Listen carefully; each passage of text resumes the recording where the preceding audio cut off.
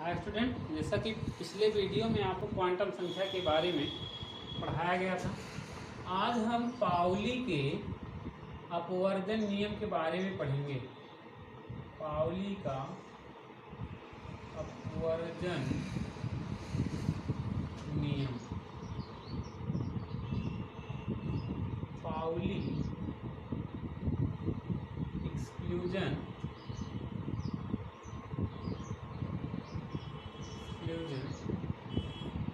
Principal. Pauli का अपवर्जन नियम। Pauli ने क्या बताया? पाउली ने बताया कि किसी एक परमाणु की किन्हीं दो इलेक्ट्रॉनों के चारों क्वांटम संख्याओं का मान समान नहीं हो सकता है। पाउली ने क्या बताया?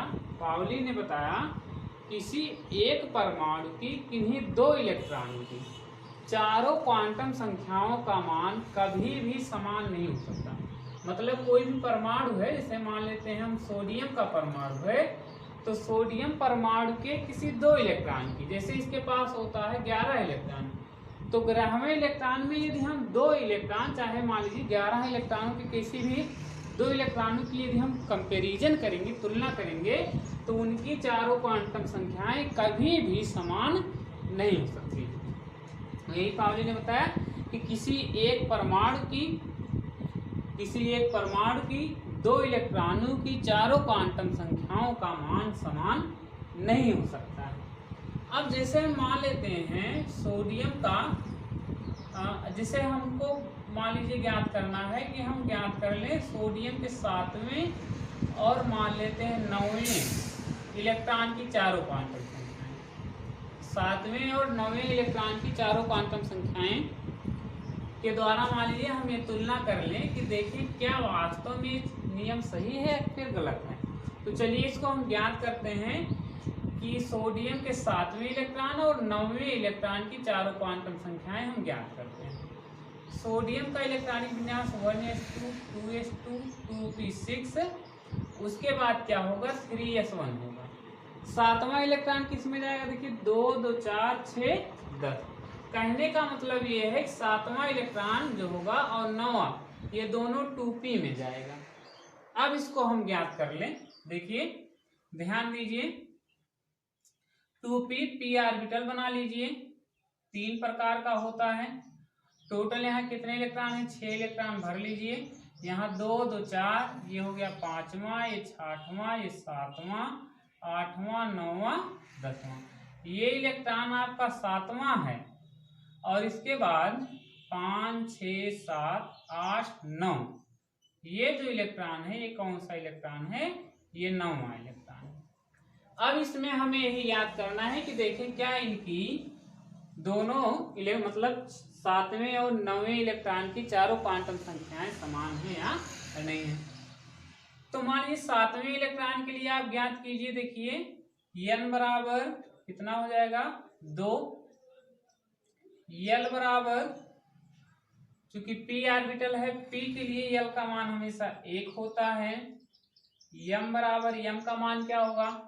देखिए जब इसका मान l का मान 1 हो जाता है तो m के संभावित मान -1, 0 और +1 होते हैं। तो m 7वां इलेक्ट्रॉन यहाँ है तो m का मान जो होगा कितना हो जाएगा? +1 हो जाएगा।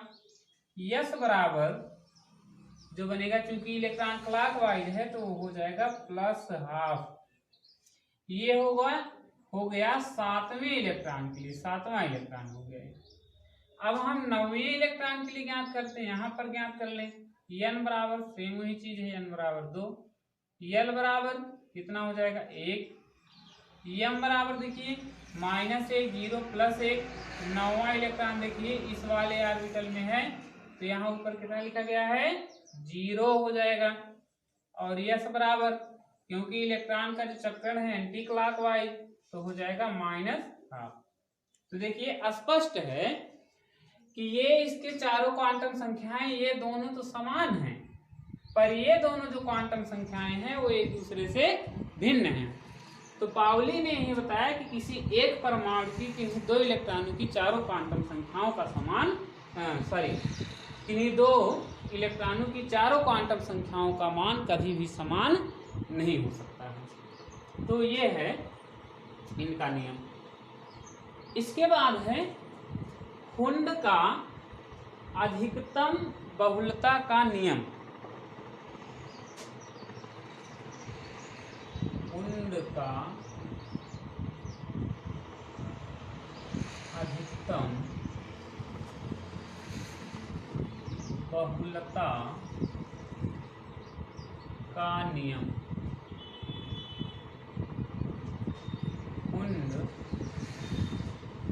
Rule of maximum multiplicity.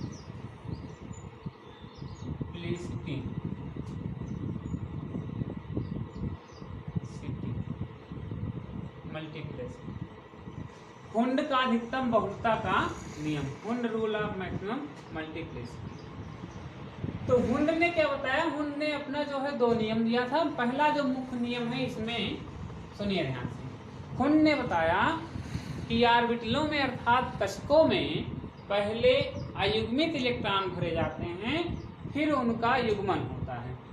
मतलब किसी भी इलेक्ट्रॉन के ऑर्बिटलों में, किसी भी परमाणु के ऑर्बिटलों में जब इलेक्ट्रॉनों का जो है भराव होता है तो उसमें क्या होता है, पहले उसमें एक मतलब अयुग्मित इलेक्ट्रॉन भरे जाते हैं, फिर उनका युग्मन होता है। अयुग्मित मतलब अनपेयर्ड इलेक्ट्रॉन भरे जाते हैं। या हम ऐसे कह सकते हैं कि परमाणुओं के ऑर्बिटलों में इलेक्ट्रॉनों का भराव पहले एक होता है, फिर उसके बाद उसको हम क्या कर देते हैं, उसकी पेयरिंग कर देते हैं, डबल कर देते हैं। ध्यान से देखिए, जैसे नाइट्रोजन का यहाँ पर इलेक्ट्रॉनिक विन्यास हम लिख लें। नाइट्रोजन का इलेक्ट्रॉनिक विन्यास 1s2 2s2 2p3। अब इसमें हमें इलेक्ट्रॉनों का भराव करना है, तो इलेक्ट्रॉनों का जो भराव होगा इसका, देखिए पहले 1s है, जिस देखिए यस ऑर्बिटल हमने बना लिया। कितना इलेक्ट्रॉन है, 2 इलेक्ट्रॉन। हम जानते हैं कि एक ऑर्बिटल में मैक्सिमम 2 इलेक्ट्रॉन रह सकते हैं। इसके बाद है 2s है, चलिए यहाँ पर हमने 2s बना लिया। यहाँ भी 2 इलेक्ट्रॉन है, 2 इलेक्ट्रॉन हमने भर दिया। इसके बाद है 2p, चलिए यहाँ पर हमने बना लिया 2p ऑर्बिटल। 3 प्रकार का होता है। अब यहाँ पर देखिए 3 इलेक्ट्रॉन है, तो 1 इलेक्ट्रॉन 2 इलेक्ट्रॉन ये हो गया, 1 इलेक्ट्रॉन ये। तो ये ऐसे हम भराव कर देंगे तो ये जो भराव है, इलेक्ट्रॉनों का जो भराव है वो क्या होगा, गलत होगा। गलत क्यों होगा, क्योंकि उन्होंने बताया कि परमाणुओं के ऑर्बिटलों में पहले अयुग्मित इलेक्ट्रॉन भरे जाते हैं, फिर उनका क्या होता है, युग्मन। तो 1s है, यस ऑर्बिटल एक ही प्रकार का होता है और उसमें मैक्सिमम 2 इलेक्ट्रॉन रह सकते हैं। ये पूरा हो गया, 2s भी पूरा हो गया। 2p है, p ऑर्बिटल 3 प्रकार का होता है, उसमें मैक्सिमम 6 इलेक्ट्रॉन रह सकते हैं। तो यहाँ पर देखिए 3 इलेक्ट्रॉन है, यहाँ ऐसे भर दिया हमने, गलत नहीं होगा। क्या ऐसे जैसे 2 2 4, 1 इलेक्ट्रॉन, ये 5वां, ये 6वां, ये 7वां। इस तरह से इलेक्ट्रॉनों का क्या होगा, भराव होगा। बताया क्या था उन्होंने कि परमाणुओं के ऑर्बिटलों में पहले अयुग्मित इलेक्ट्रॉन भरे जाते हैं, फिर उनका क्या होता है, युग्मन होता है। तो वही चीज है यहाँ इस तरह से भरा गया इलेक्ट्रॉनों का भराव। अब देखिए पहले अनपेयर्ड इलेक्ट्रॉन हो गया, फिर ये इलेक्ट्रॉन और बढ़ेगा तो हम यहाँ से उसका युग्मन करते जाएंगे। जैसे मान लीजिए हमें फ्लोरीन का हमें इलेक्ट्रॉनिक विन्यास करना है और इलेक्ट्रॉनों का भराव करना है। चलिए 1s2 2s2 2p5, ठीक।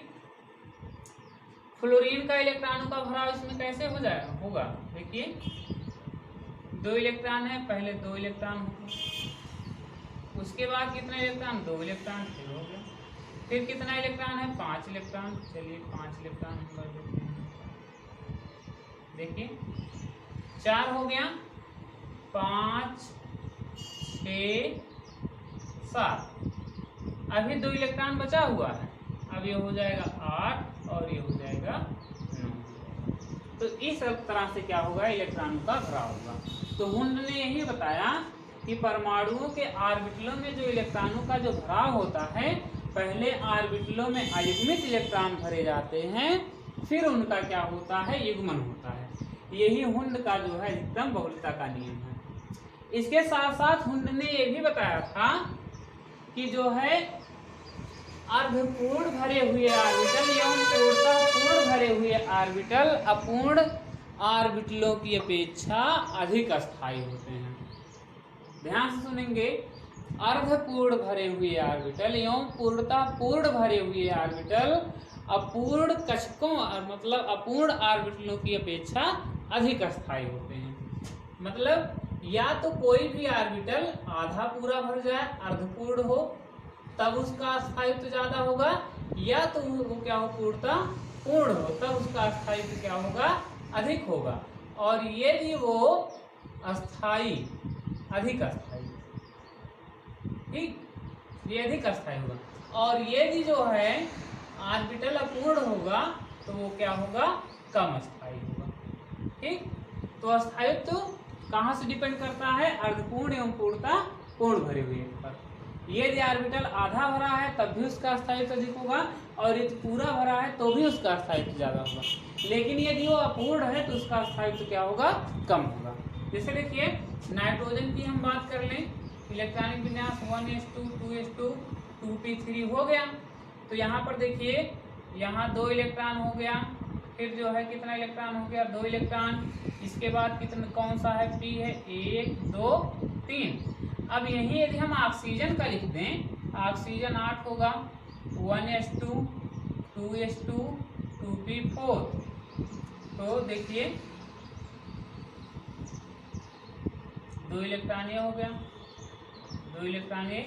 इसके बाद p कितने इलेक्ट्रॉन 4 1 2 3 और ये कितना हो गया 4।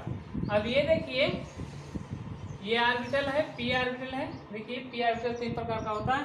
अब देखिए सभी में एक एक इलेक्ट्रॉन है, एक एक इलेक्ट्रॉन है। अभी दो दो ये देखिए क्या है, ये पूर्णतः पूर्ण है, ये भी पूर्ण है, पर ये क्या है ये अर्धपूर्ण है। क्या है ये अर्धपूर्ण है। यहाँ बात करें तो ये दोनों क्या है पूर्ण है, ये क्या है अर्धपूर्ण नहीं है। अर्धपूर्ण का मतलब आधा पूरा भरा हो, पर ये ना तो आधा पूरा भरा है और ना तो पूर्णतः ही पूरा भरा है। मतलब ये क्या है अपूर्ण है, ये क्या है अपूर्ण है। तो इसमें स्थायित्व किसका ज्यादा होगा? जो या तो आधा भरा हो या तो पूर्णतः पूरा भरा हो। तो ये जो है देखिए अर्धपूर्ण है, इसलिए इसका स्थायित्व क्या होगा अधिक होगा, और ये अपूर्ण है इसलिए इसका स्थायित्व क्या होगा कम होगा। तो हुंड ने ये भी बताया था कि जो है अर्धपूर्ण भरे हुए एवं पूर्णतः पूर्ण भरे हुए ऑर्बिटल अपूर्ण ऑर्बिटलों की अपेक्षा क्या होते हैं अधिक स्थायी होते हैं।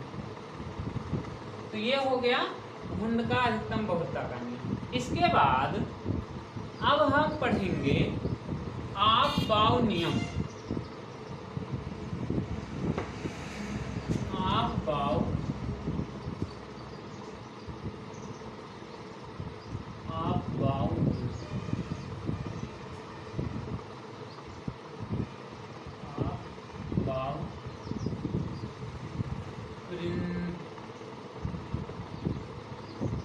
प्रिंसिपल। ऑफ-बाउ नियम क्या है? ऑफ-बाउ नियम, ऑफ-बाउ जो है ये जर्मन भाषा का शब्द है। ऑफ-बाउ ये किसी वैज्ञानिक का नाम नहीं है, बल्कि ये जर्मन भाषा का क्या है शब्द है, और जिसका अर्थ होता है रचना या निर्माण करना। क्या होता है? ऑफ-बाउ का मतलब होता है रचना या क्या करना निर्माण करना। ठीक, तो ऑफ-बाउ किसी भी वैज्ञानिक का नाम नहीं, बल्कि ये जर्मन भाषा का शब्द है जिसका अर्थ होता है रचना या क्या करना निर्माण करना। ऑफ-बाउ ने क्या बताया कि जो है किसी भी परमाणुओं के जो है ऑर्बिटल में, धरातलीय ऑर्बिटल में इलेक्ट्रॉनों का भराव कम ऊर्जा स्तर से उच्च ऊर्जा स्तर में होता है। कहने का मतलब इलेक्ट्रॉन पहले निम्न ऊर्जा स्तर वाले में भरेगा, कहने का मतलब उस ऑर्बिटल में भरेगा जिसकी ऊर्जा कम होती है, उसके बाद उस ऑर्बिटल में इलेक्ट्रॉन प्रवेश करेगा जिसकी ऊर्जा अधिक होगी, फिर उससे अधिक। मतलब इलेक्ट्रॉनों का जो भराव होता है ये डिपेंड करता है किसकी ऊर्जा अधिक है। तो पहले इलेक्ट्रॉन जिसकी ऊर्जा सबसे न्यूनतम होगी उसमें, फिर जिसकी उससे अधिक होगी उसमें, फिर उससे अधिक होगी उसमें, इस तरह से जो है इलेक्ट्रॉनों का क्या होता है, भराव होता है। अब ये देखिए कुछ चीज यहाँ पर इसको समझ लीजिए, जैसे देखिए कैसे ये 1s 2s 3s 4s 5s 6s और 7। इसके बाद 2p 3p 4p 5p और ये क्या हो गया 6। ठीक, इसके बाद क्या होगा 3d 4d 5d। ठीक, और इसके बाद यहाँ पर क्या होगा 4। ठीक, अब ये देखिए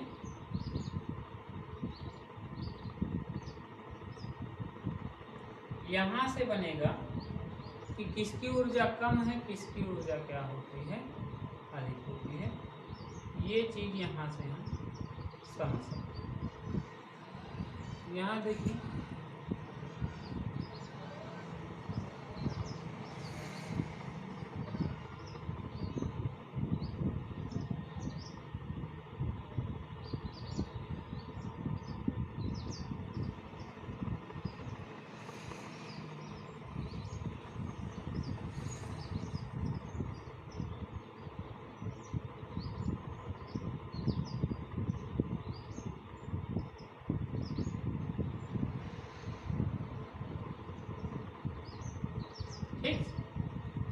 तो ये जो है हमारा ऊर्जा स्तर। देखिए कहने का मतलब पहले इलेक्ट्रॉन सबसे कम ऊर्जा किसकी होगी 1s।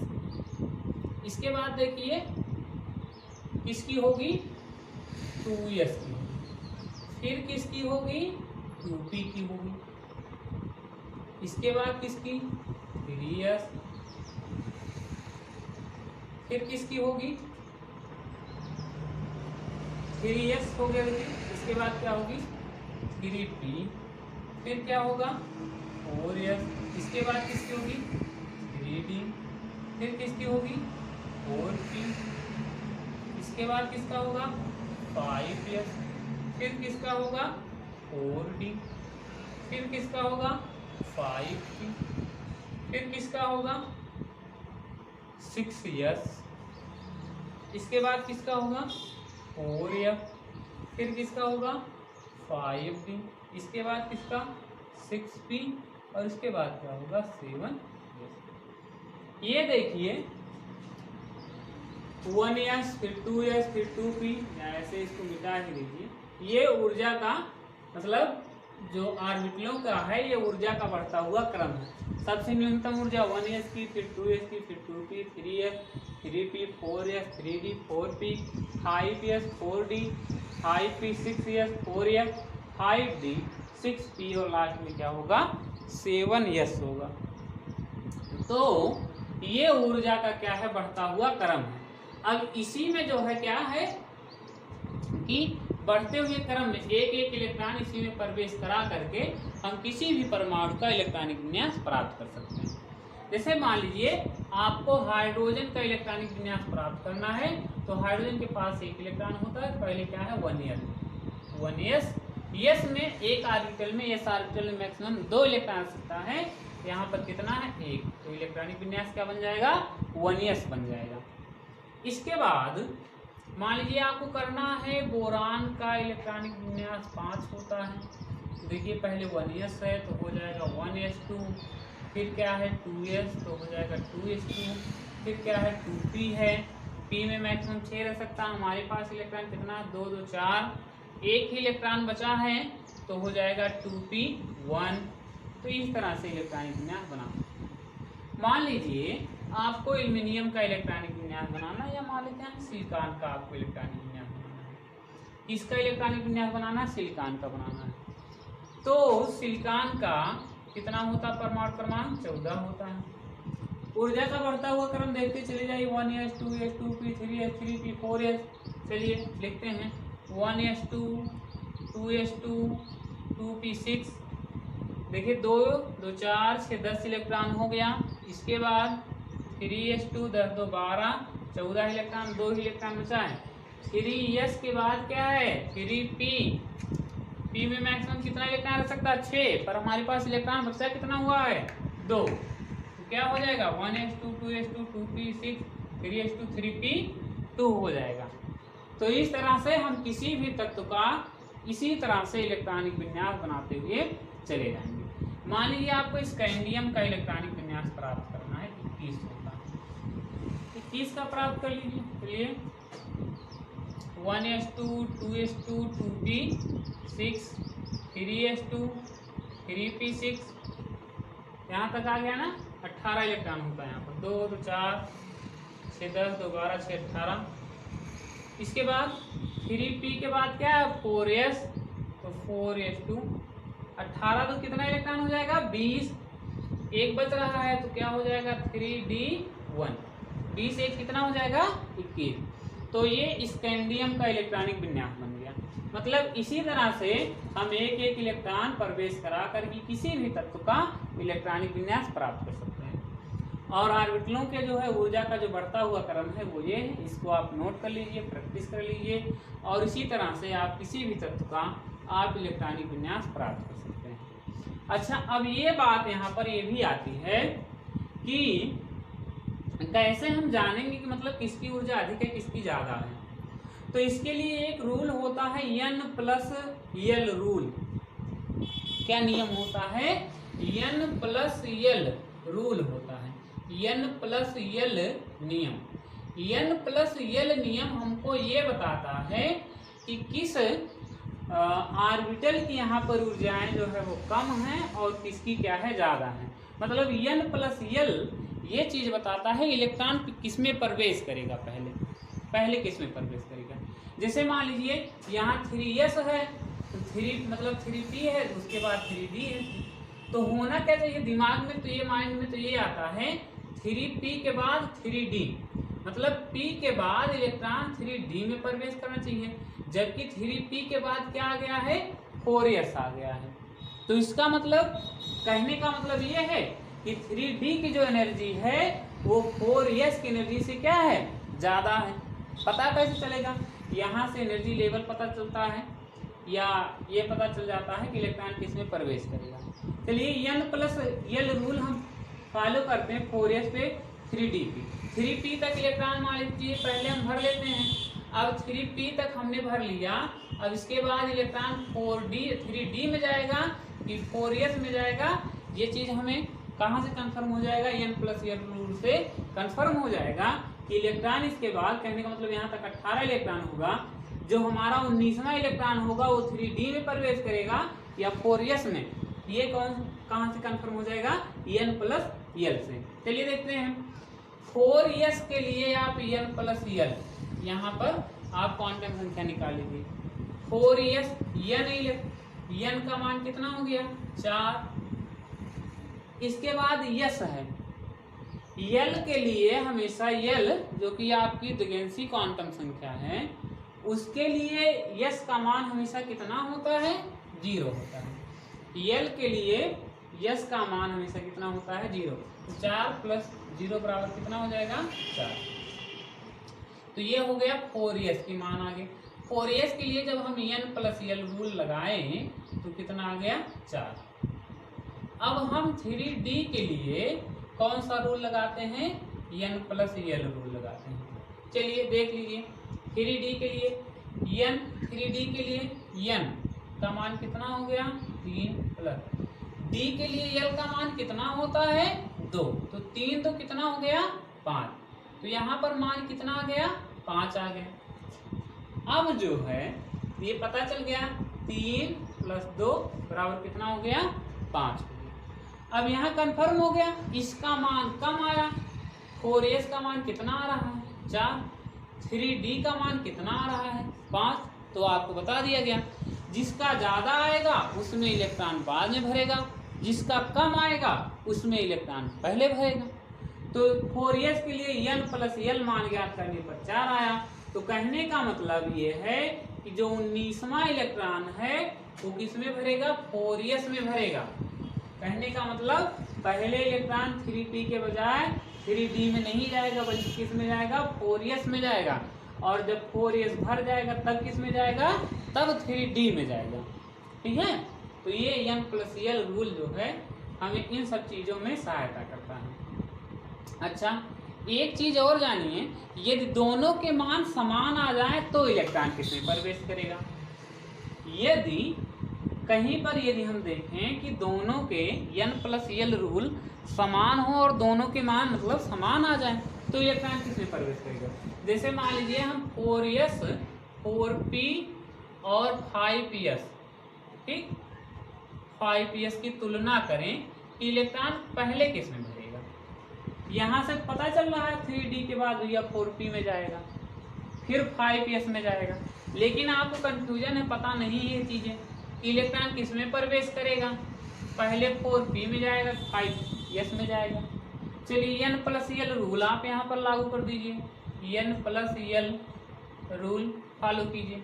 ये 4p के लिए n का मान कितना है, 4, l के लिए p का मान कितना होता है, 1, तो 4 और 1 बराबर कितना हो गया, 5।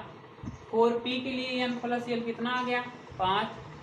5ps के लिए देखिए n के लिए कितना होता है, ये देखिए 5 है, ये हो जाएगा 5 प्लस, क्योंकि यस है, यस के लिए l का मान हमेशा कितना होता है, 0 हो जाता है, ये हो जाएगा 0। तो 5 प्लस 0 बराबर कितना हो गया, 5। अब इसका मान भी कितना आ गया, 5, और इसका मान भी कितना आ गया, 5। n प्लस l रूल हमने 4p पर भी फॉलो किया तो 5 आया। n प्लस l रूल हमने 5ps पर भी फॉलो किया, कितना आ गया, 5 आ गया। अब कंफ्यूजन ये हो गया कि इलेक्ट्रॉन किस में प्रवेश करेगा, पहले 4p में जाएगा, पहले 5ps में। यहाँ तो दोनों का एनर्जी लेवल लगभग बराबर आ गया, तो कंफ्यूजन आ गया कि इलेक्ट्रॉन 4p में भी ये चाहे प्रवेश करा चाहे 5ps में। नहीं, यहाँ जिसका n का मान छोटा होगा उसी में इलेक्ट्रॉन पहले प्रवेश करेगा। कहीं भी ये 2 ऑर्बिटल पर n प्लस l का रूल समान आ जाए, दोनों के मान समान आ जाए, तो इलेक्ट्रॉन पहले उस ऑर्बिटल में प्रवेश करेगा जिसमें n अर्थात मुख्य क्वांटम संख्या का मान कम होगा। जिसके मुख्य क्वांटम संख्या का मान कम होगा उसमें इलेक्ट्रॉन पहले प्रवेश करेगा, और जिसमें मुख्य क्वांटम संख्या का मान अधिक होगा उसमें इलेक्ट्रॉन बाद में प्रवेश करेगा। इसमें n प्लस l रूल में देखिए, इसके लिए 4p के लिए इसमें n का मान कितना है, 4, और यदि हम इसके लिए ज्ञात करें तो इसके लिए n का मान कितना है, 5। तो यहाँ पर n का मान कितना है, 4। कहने का मतलब ये छोटा है, ये कम है, तो इलेक्ट्रॉन पहले किस में प्रवेश पाएगा, 4p में, फिर जो है किस में प्रवेश पाएगा, 5s में। तो ये जो है ऑफ बाउ का नियम है, ये चीजें आप नोट कर लीजिए। किसी भी परमाणु का इलेक्ट्रॉनिक विन्यास आप यहाँ से प्राप्त कर सकते हैं। जिस भी किसी तत्व के इलेक्ट्रॉनिक विन्यास बनाने में आपको प्रॉब्लम हो तुरंत आप पूछिए। धन्यवाद।